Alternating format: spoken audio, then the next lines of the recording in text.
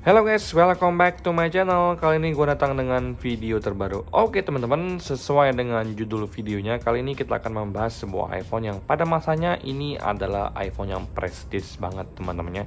Tapi kalau untuk 2024 ini gimana? Nanti dulu kita bahas secara pelan-pelan teman-teman ya. Jadi tanpa banyak basa-basi guys, kita langsung masuk ke video pembahasan kita berikut ini. Let's go. Oke guys, jadi ini adalah iPhone 5s yang akan kita bahas di video berikut ini dengan detail guys ya. Jadi untuk iPhone 5s ini sendiri itu adalah penyempurnaan dari iPhone 5a. Jadi untuk informasi kalian, gue pertama kali pakai iPhone itu adalah iPhone 5 tahun 2012 guys ya.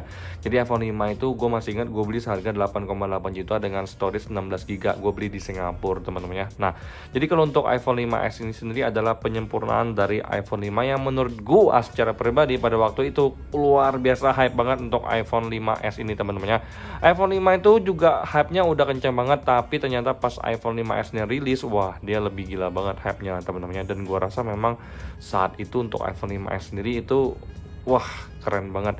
Karena gue waktu itu baru aja beli iPhone 5, jadi gue belum bisa mencicipi iPhone 5s yang keluar 1 tahun kemudian di tahun 2013 teman-teman ya. Oke guys, jadi kalau untuk iPhone 5s ini sendiri itu rilis tahun 2013 teman-teman ya. Untuk harga resminya yang di Indonesia itu pada masanya mahal menurut gue secara pribadi. Harganya itu di storage 16 GB dibanderol seharga 11 jutaan teman-teman ya.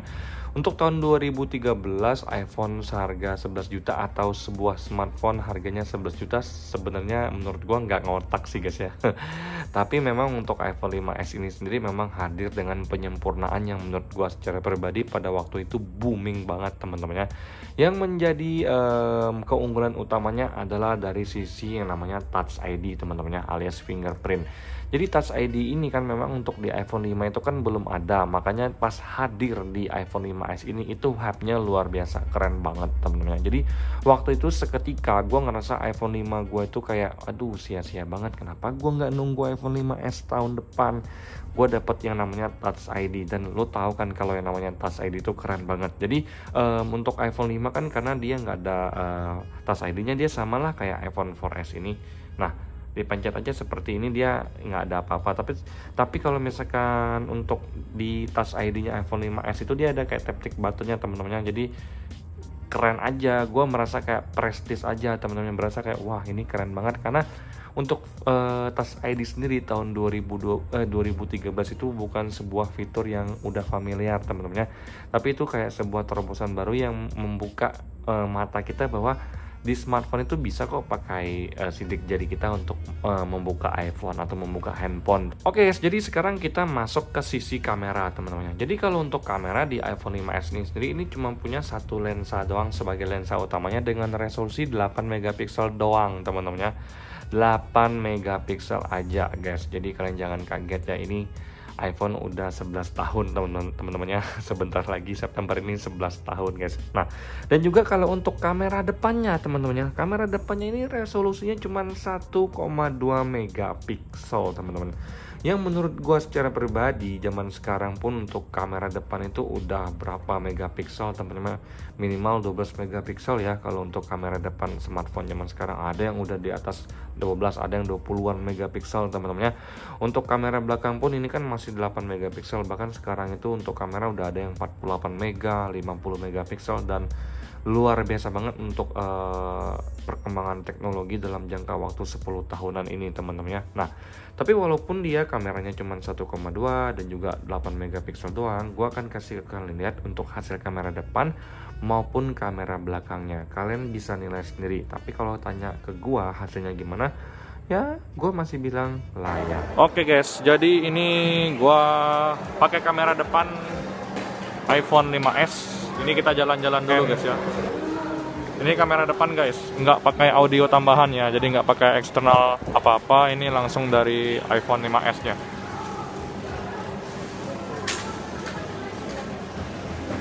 Oke, ini lagi banyak banget coklat Dairy Milk ya. Mau Februari kayaknya teman-temannya. Banyak banget nih balon.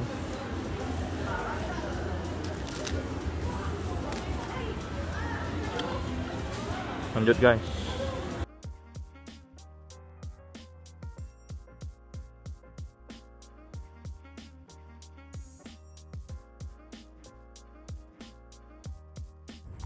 Oke, jadi kalau ada yang nanya ke gua, Bang, apa aja sih yang bisa dilakukan dengan iPhone 5s di tahun 2024 ini? Nah, sebenarnya kalian bisa melakukan yang namanya panggilan telepon, teman-temannya, telepon. Jadi kalian bisa telepon orang karena selama sinyalnya ada ya kalian bisa melakukan panggilan telepon ke nomor lain, teman-temannya. Jadi selain telepon, kalian bisa pakai kamera depan, pakai kamera belakang, jadi bisa bikin video dan lain-lain, teman-temannya. Kemudian kalian juga bisa dengar lagu seperti yang namanya Spotify di sini, teman-temannya. Ini udah gua download Spotify dan memang ini bisa gue dengerin kok, teman-temannya. Dan untuk dari sisi baterainya itu lumayan kenceng juga ya, 2 jaman sampai 3 jaman sebenarnya bisa-bisa aja menggunakan iPhone 5s ini hanya untuk dengerin Spotify, teman-temannya. Kemudian kalau untuk iPhone 5s ini sendiri bisa kok dipakai untuk WhatsApp, teman-temannya. Jadi untuk WA-an bisa. Kemudian kalau kalian nanya ke gua, Bang, buat IG bisa, Bang? Iya, bisa-bisa aja. Kalian bisa lihat sendiri di sini gua lagi buka Instagram, walaupun dia udah nggak kayak smartphone zaman sekarang yang bukanya langsung kebuka ngibrit, teman-temannya, yang refresh rate-nya tinggi. Enggak, ini bisa buka aja, syukur, teman-temannya. Kalian bisa lihat sendiri ini masih bisa dibuka. Gua masih sering scroll IG pakai iPhone 5s ini, teman-temannya. Kemudian juga bisa nonton YouTube, teman-temannya. Ini gua buka YouTube, kalian bisa lihat sendiri untuk iPhone 5s gua itu masih bisa mengoperasikan YouTube dengan santai. Setelah WhatsApp, kemudian Instagram, kalau untuk YouTube juga santai-santai aja, nggak ada masalah sama sekali.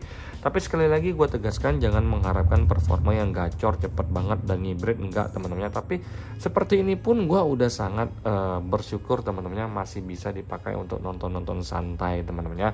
Kemudian kalau misalkan kalian itu pengen belanja online, sebenarnya masih bisa-bisa aja seperti ini. Kalian lihat sendiri, gue buka Shopee pun ini masih bisa dibuka, gue buka Tokped pun masih bisa dibuka, teman-temannya. Jadi so far sebenarnya untuk kegiatan sehari-hari itu masih bisa digunakan. Tapi kalau kalian nanya ke gue, Bang, untuk main game masih bisa nggak, Bang? Sebenarnya kalau untuk main game sendiri ini udah nggak gue rekomendasikan. Gue buka Mobile Legends, dia kebuka kok, teman-temannya, tapi ada kalanya dia pasti langsung force close secara tiba-tiba. Nah, seperti yang bisa kalian lihat di sini, gue udah buka Mobile Legends dan ini tuh kalian bisa lihat ini langsung masuk ke menu home screen-nya.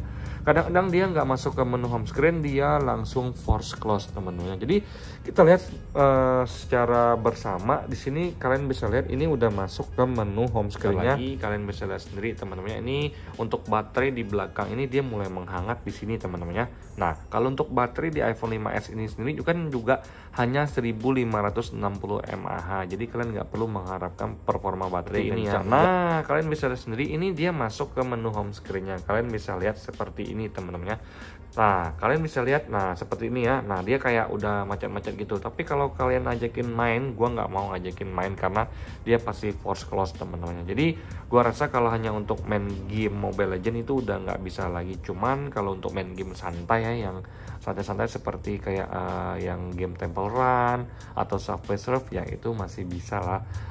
Nggak terlalu sering ya force close-nya, teman-temannya. Oke guys, jadi buat yang nanya ke gua, Bang, lu kok masih bisa download IG, WA, kemudian YouTube di iPhone 5s, Bang? Itu kok bisa? Nah, jadi ini kan udah gue pakai iCloud gue yang nyantol sebelumnya di iPhone gue yang lama, yaitu iCloud gue ini itu udah pernah download aplikasi-aplikasi seperti IG, WA, YouTube, Facebook. Nah, jadi pas gua masuk menggunakan Apple ID gua ini, teman-temannya, ini kan gua tinggal download untuk recent downloadnya. Jadi udah ada history IG pernah di download, gue tinggal download aja. Jadi gue akan kasih contoh seperti ini, teman-temannya.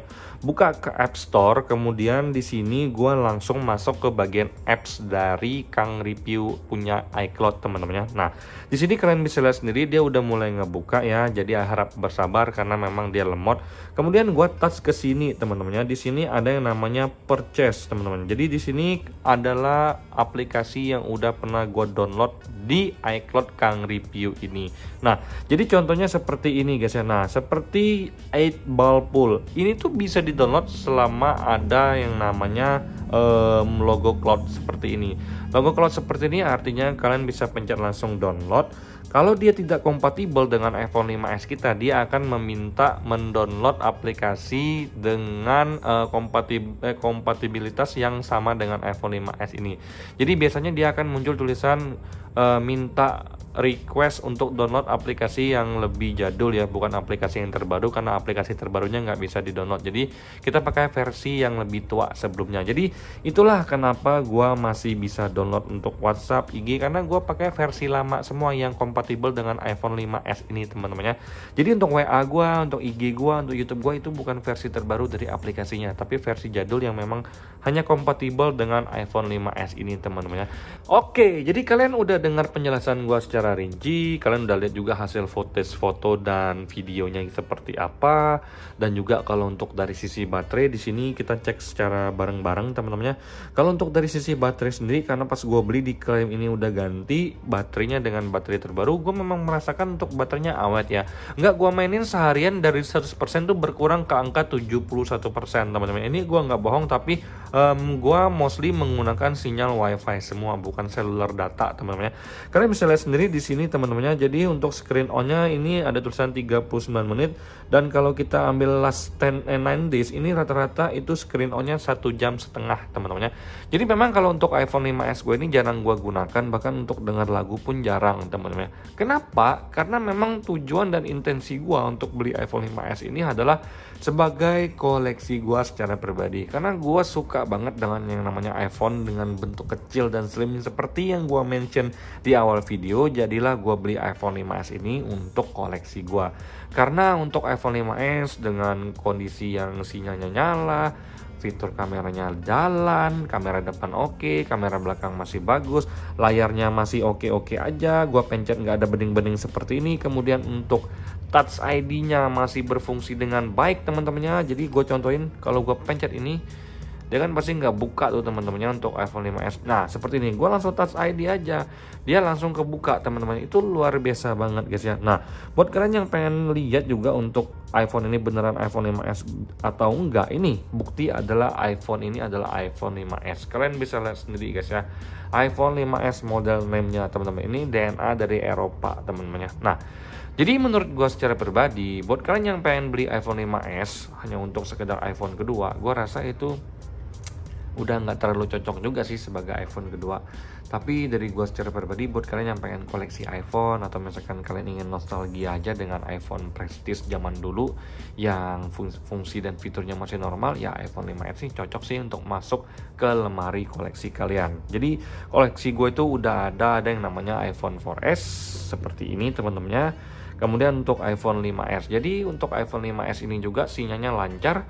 Untuk iPhone 4S gua juga ini sinyalnya lancar, cuman kebetulan kartunya udah dipakai di iPhone 5s ini. Jadi untuk yang 4S ini itu tidak ada kartu sama sekali, jadi tiada layanan teman-teman ya. Nah, jadi sekian sih video gua kali ini teman-teman. Untuk iPhone 5s di tahun 2024, gua sarankan kalian tidak perlu beli ya, kalau nggak penting nggak perlu beli aja smartphone yang cocok buat kegiatan kalian sehari-hari. Tapi gua beli iPhone 5s ini murni buat koleksi gue, dan gue sangat suka banget dengan iPhone 5s ini teman-teman ya.